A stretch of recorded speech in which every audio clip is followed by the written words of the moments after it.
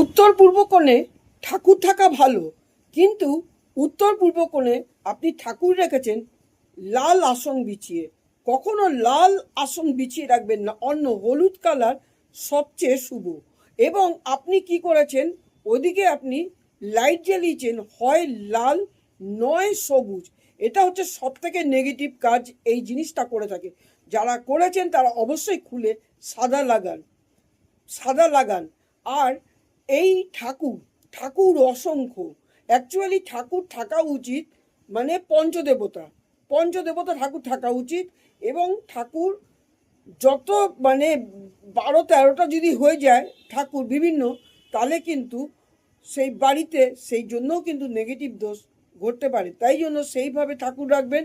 আর ঠাকুরের সিংহাসনটা উত্তর পূর্ব কোণে কখনোই লাল সবুজ বাল্ব জ্বালাবেন না। আর লাল কাপড় পেতে কোনো ঠাকুর রাখবেন না। লাল কাপড় পেতে আপনি মা কালীকে রাখতে পারেন।